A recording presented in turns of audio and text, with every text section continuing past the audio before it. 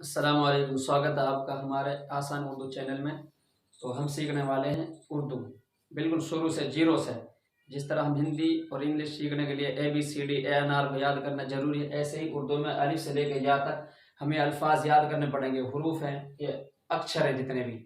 तो आप अब मेरे साथ में पढ़ें, एक एक अल्फाज को बिल्कुल ध्यान से आसानी के साथ में जहन में बिठाते हुए पढ़ें। शुरू में सबसे पहले यह है अलिफ, तो इसको हम बा पढ़ेंगे। तो हर आदमी का, हर इंसान का, हर टीचर का पढ़ाने का जो अंदाज है वो अलग अलग है। कोई इसको बे पे पे पे पढ़ता है, लेकिन आप पढ़े इसको बा के, इसलिए कि जब हम उर्दू में कोई भी अल्फाज, कोई भी हुरूफ मिला के पढ़ेंगे तो वहां पर फिर बाई पढ़ी जाएगी। तो आप पढ़ें। तो शुरू में क्या है?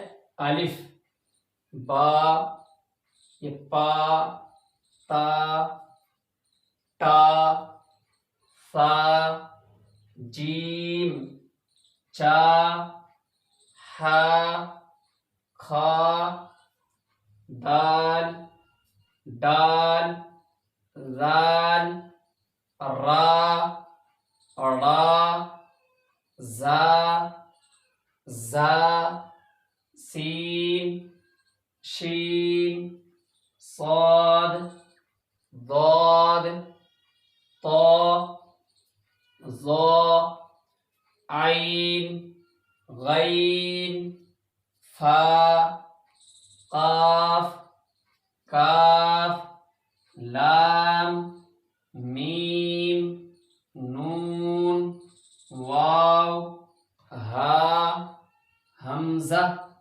या। कि जिस तरह हिंदी और इंग्लिश में, कि इंग्लिश के जो हुरूफ हैं यानी जो वर्ड हैं वो ए से लेके जेड तक वो 26 है। ऐसे ही हिंदी में ए से लेके ANR से लेके गेज्ञानी तक वो 45 अक्षर हैं। तो उर्दू में अलिफ से लेके या तक ये 36 हुरूफ हैं। तो ये 36 हुरूफ हमने याद करने पड़ेंगे, बिल्कुल जहन में बिठाने पड़ेंगे। एक एक अल्फाज, जैसे बा है, बा के नीचे एक नुक्ता है, ये बिंदी है, इसको नुक्ता बोलते हैं उर्दू में। तो पा के नीचे 3 है, ता के ऊपर 2 है। ये टा है, टा के ऊपर तो आ रही है छोटी, जो ये तो है ये। तो सा के ऊपर 3 नुक्ता है, जीम के नीचे ये कारा, चा के नीचे 3 है, हा खाली है, खा के ऊपर 1 है, दाल खाली है, डाल के ऊपर तो है छोटी, जाल के ऊपर एक बिंदी है यानी नुक्ता है।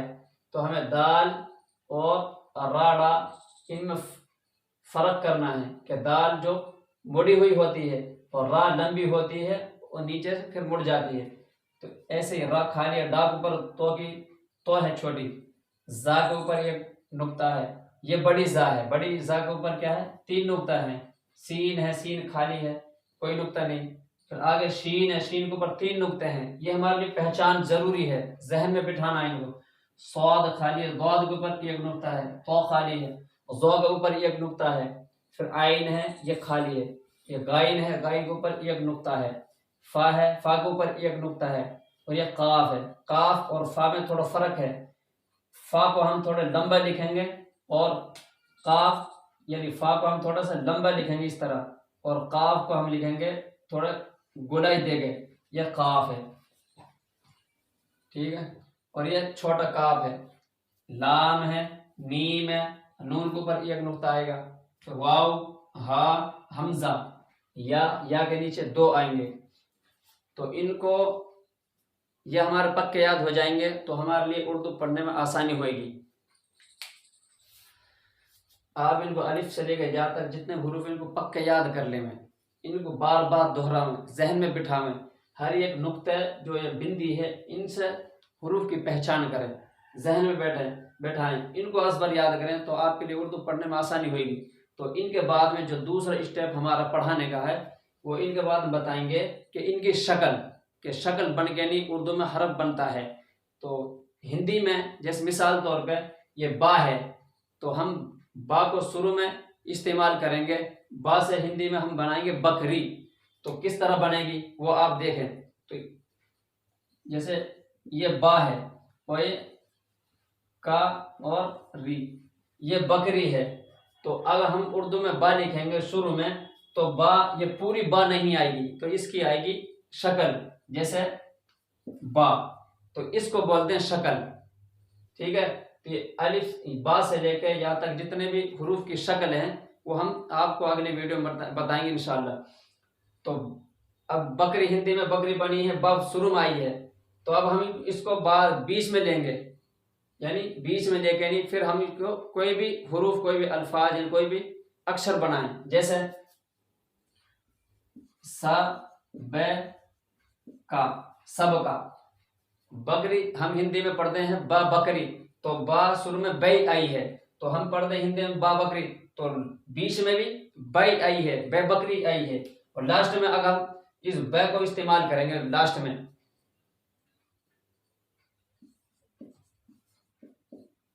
सब, तो लास्ट में भी बै बकरी की बै आई है।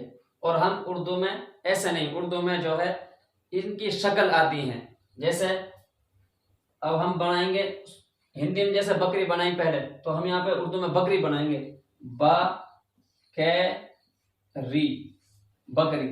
बा और ये बा, इनमें फर्क है, समझाने का मतलब ये है, जैसे हिंदी में बै बकरी हम पढ़ते हैं, ऐसे उर्दू में हम पढ़ेंगे अलिफ बा पा ता, तो बा की बा नहीं आई पूरी, ये आधी आई है, आधी जो आई है इसको हम शक्ल बोलते हैं। कहने का मतलब ये है। अब हम लिखेंगे बीच में इसी बा को, कि इसी बा को हम बीच में लिखेंगे, जैसे सब का, हिंदी में सब का लिखिए, तो उर्दू में हम सब का लिख के बताएं कि ये बा पूरी आएगी, ये इनकी शक्ल आएगी, स ब का।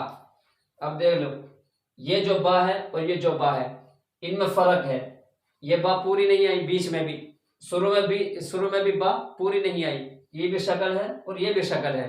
ठीक है, तो ये शक्ल याद रखनी जरूरी है, इनको हम अगली वीडियो में बताएंगे इंशाल्लाह। आप इनको पहले अज़बर याद करेंगे, तो उसके बाद में शक्ल बताएंगे, शक्ल याद करवाएंगे। तो ऐसे ही लास्ट में हमने लिखी सब हिंदी में बा बकरी, तो अब हम लास्ट में उर्दू में सब लिखेंगे, स और ब, तो ये बा और ये बा, ये दोनों एक जैसी हैं, यानी दोनों ये भी बा और ये बा, इनमें कोई फर्क नहीं है।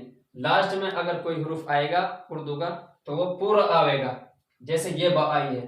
ठीक है, इतने तो आप समझे होंगे कि शुरू में अगर हम कोई भी अल्फाज बनाएंगे उर्दू हुरूफ से, तो इन हुरूफ की शक्ल आएगी, बीच में हर्फ बनाएंगे, बीच में कोई भी अल्फाज, कोई भी अक्षर लिखेंगे, तो इन हुरूफ में से उनकी शक्ल आएगी, जैसे ये सा ब का, बा कै री। और ऐसे ही लास्ट में अगर हम कोई अल्फाज बनाएंगे तो उसके जो है पूरा पूरा हुरूफ लास्ट में आ जाएगा, जैसे सब।